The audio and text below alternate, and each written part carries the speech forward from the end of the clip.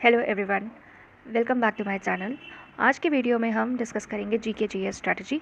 ये स्ट्रैटेजी सिर्फ सीजीएल के लिए नहीं है, एसएससी का कोई भी एग्ज़ाम हो, चाहे वो स्टेनो हो, सीएचएसएल हो, सीजीएल हो, सिलेक्शन पोस्ट हो, सभी में ये स्ट्रैटेजी काम करता है।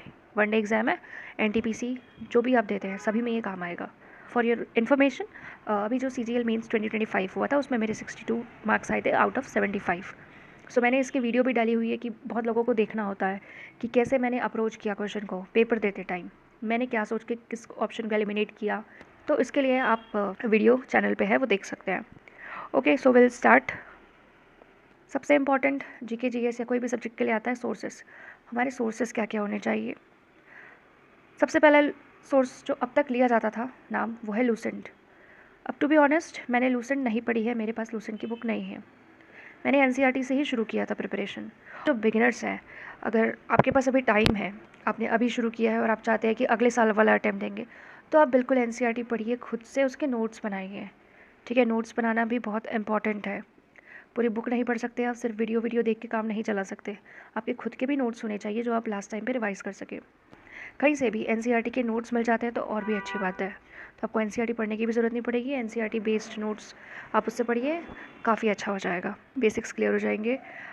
Okay, then one teacher, stick to only one source. NCERT पढ़ ली, यूट्यूब वीडियोस देखने हैं, कोई भी एक टीचर को फॉलो कीजिए। मैं परमार सर को फॉलो करती हूँ, उसके अलावा मैं कोई जीके वीडियो नहीं देखती हूँ। सो परमार सर का, क्योंकि उन्होंने अपने चैनल पे, आप सब ने देखा होगा, FRB, one shot videos, everything is available.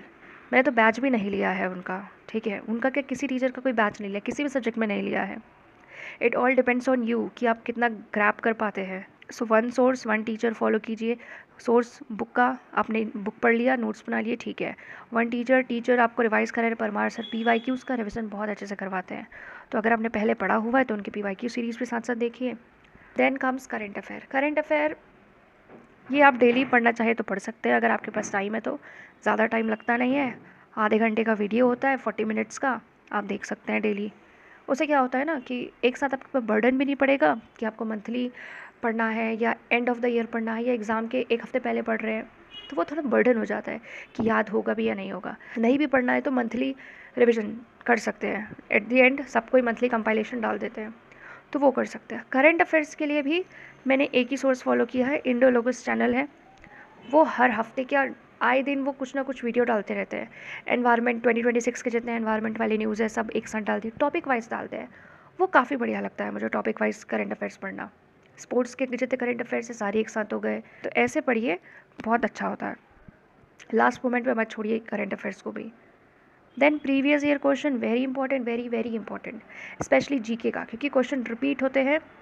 जब भी आप कोई पीवाईक्यू लगा रहे हैं उसके ऑप्शंस को भी देखा करिए, बाकी ऑप्शंस को, ठीक है, कि बाकी ऑप्शंस के क्या आंसर है, वो क्यों गलत हुआ है, उसके बारे में पढ़िए कि ये किस चीज़ से रिलेटेड है। मॉक्स को एनालाइज करना है, एनालाइज इसी तरीके से किया जाता है, एनालिसिस करना भी एक आर्ट है। सिर्फ मॉक दे दिया आपने, इस क्वेश्चन का ये आंसर है, इस क्वेश्चन का ये आंसर है, ऐसा टिक कर लिया, हो गया, ये एनालिसिस करना नहीं होता है। आपके जो आंसर सही हैं उसका भी एनालिसिस करिए कि वो आंसर तो सही हो गया, ठीक है, उसमें चलो मान लो आपको तुक्का लग गया, मान लो उसमें कोई ईयर दिया हुआ है कि मान लो 1798 दिया है ईयर, उसमें ये वाला लॉ आया था, ये क्या बोलता है, उसका ऑप्शन दिया होगा कुछ, तो आपको पता होना चाहिए कि वो वाला जो लॉ है वो इस ईयर में आया था, क्वेश्चन में लिखा हुआ है ना। तो बस क्वेश्चन में लिखा है इसलिए आप उसको इग्नोर कर देंगे, ऐसा नहीं, क्वेश्चन में लिखा है कि वो ये वाला लॉ इस ईयर में आया था, तो वो ईयर आपको याद रहना चाहिए। फिर उसमें जो ऑप्शंस है बाकी दिए होंगे उसके डिटेल्स, उस ऑप्शन को पढ़िए कि वो सब क्या क्या है। हो सकता है एक एग्ज़ाम में वो पूछा है, अगले एग्ज़ाम में ऑप्शन से कोई उठा के पूछ दे। तो मॉक्स का एनालिसिस इज़ वेरी इंपॉर्टेंट। तो GK GS is all about revision, ज़्यादा तुक्केबाजी नहीं करनी है। ऑब्वियसली जो स्टैटिक न्यूज़ होते हैं, बहुत ज़्यादा स्टैटिक, जैसे कि कभी कभी ऐसे क्वेश्चन आते हैं कि पहली फीमेल हॉकी प्लेयर कौन थी जिसको द्रोणाचार्य अवार्ड मिला, अर्जुना अवार्ड मिला, ऐसे क्वेश्चन जनरली बहुत लोग स्किप करेंगे। अब होते हैं कुछ लोग जो जिनका तुक्का सही लग जाता है या जिन्होंने पढ़ा होगा, अदरवाइज ऐसे क्वेश्चन स्किप करने लायक ही होते हैं। बट जो बेसिक है, बेसिक मीन्स हिस्ट्री हो गया, जोग्राफी हो गया, पॉलिटी, इकोनॉमी, साइंस, एनवायरनमेंट, इसके जो बेसिक क्वेश्चन है वो तो आपको पता होने ही चाहिए, क्योंकि अगर वो आप गलत कर रहे हैं तो आप कंपटीशन में पीछे हो रहे हैं, कॉमन टॉपिक्स में गलती कर रहे हैं मतलब आप पीछे हो रहे हैं। सो मेक श्योर कि बेसिक जो कॉन्सेप्ट्स है, बेसिक जो सब्जेक्ट्स है उसको आप कंप्लीट करें।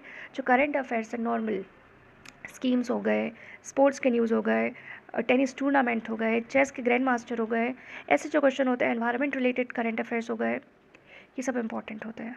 Okay, so follow only one teacher, stick to one source. अपने खुद के हैंड रिटन नोट्स बनाइए, किसी टीचर पे डिपेंडेंट नहीं रहिए कि सर आप ये बैच कब ला रहे हैं, वो कब ला रहे हैं, ये पढ़ा दीजिए, वो पढ़ा दीजिए। सभी के चैनल में सारे लेक्चर्स होते हैं पहले से। आप वेट करते रहेंगे कि वो कोई नया लेक्चर लाएंगे। नए लेक्चर में कुछ अलग नहीं होता है, जीके बदलता नहीं है, जो स्टैटिक है।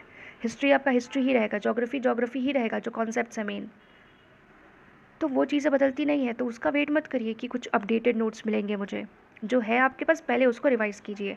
अगर कुछ अपडेट होता है तो वो खुद आप अपडेट कर लीजिए देख के, लेकिन वेट नहीं करिए, अपनी स्ट्रैटेजी खुद बनाइए। ओके, सो आई होप आप फॉलो करेंगे, अच्छे से पढ़ेंगे, डिस्ट्रैक्ट नहीं होंगे। Thank you.